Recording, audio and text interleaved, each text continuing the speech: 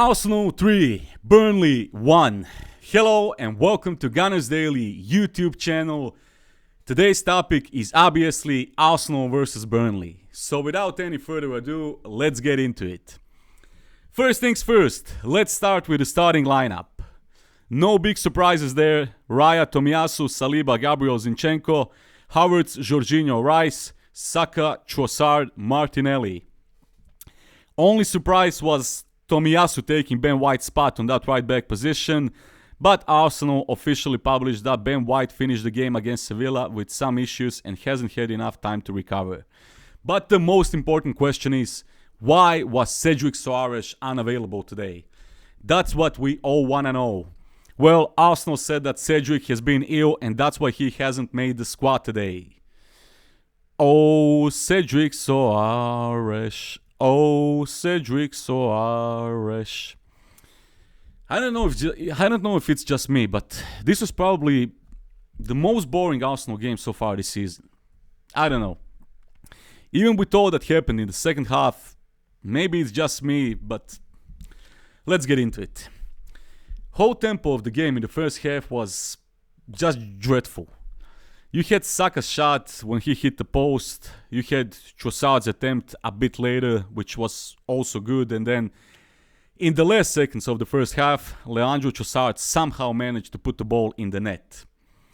And that's all that matters. But other than that, it was mostly a very, very calm first half.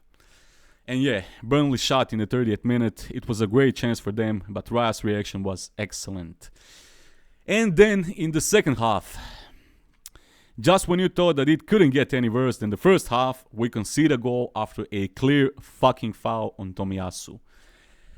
Clear fucking foul on Takehiro Tomiyasu, and the VAR check was done after 4.5 seconds. Shocking, shocking, absolutely shocking. And you know what?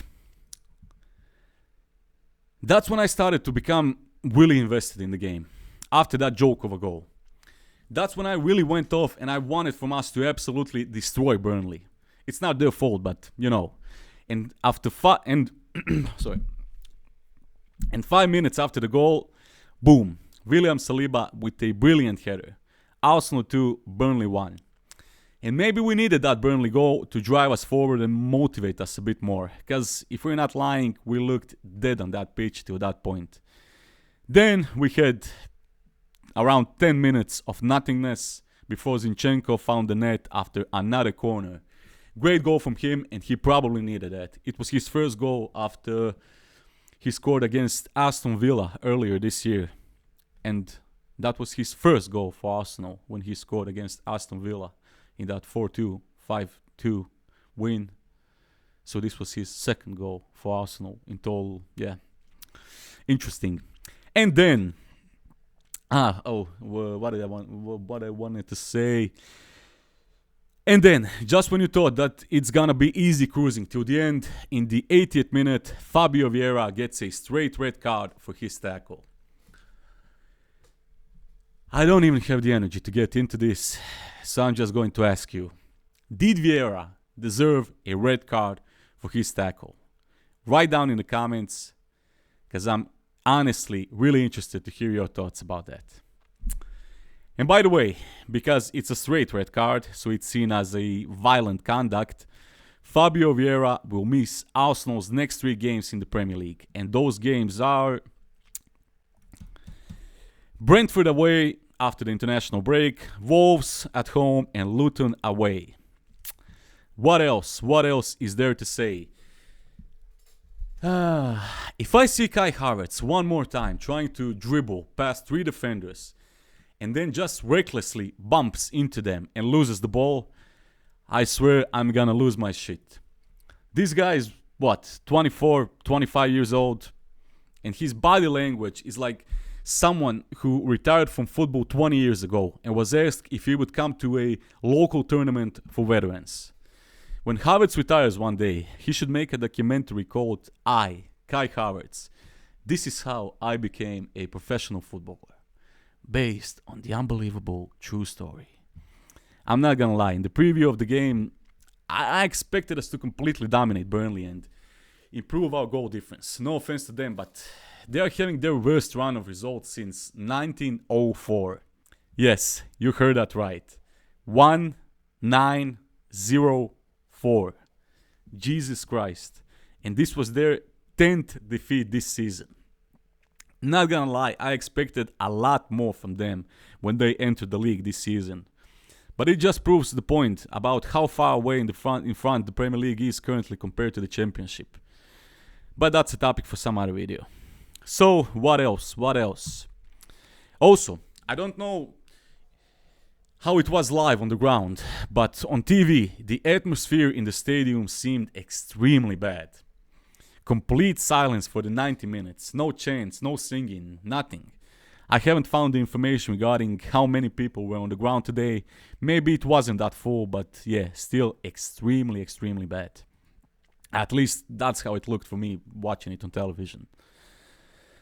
Look, regarding the game, I don't get it.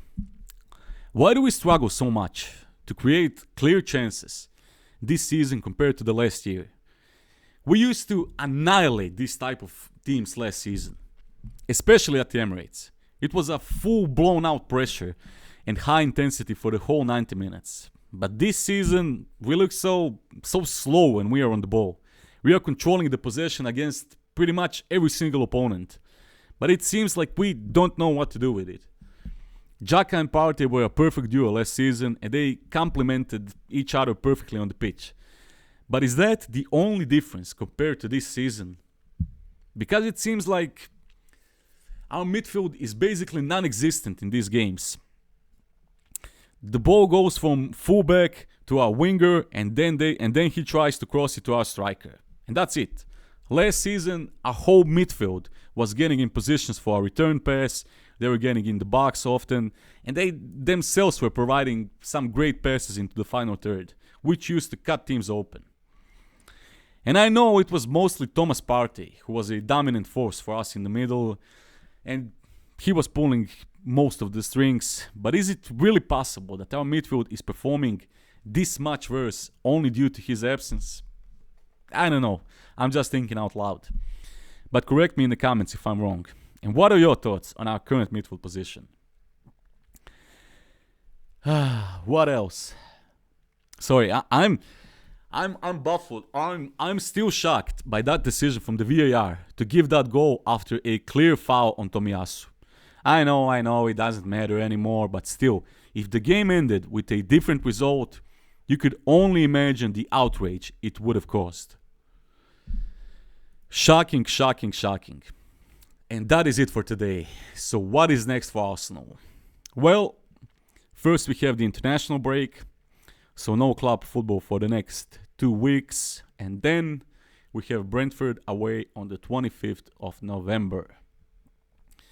Thank you all for watching. Don't forget to leave a like and subscribe to the channel if you already haven't.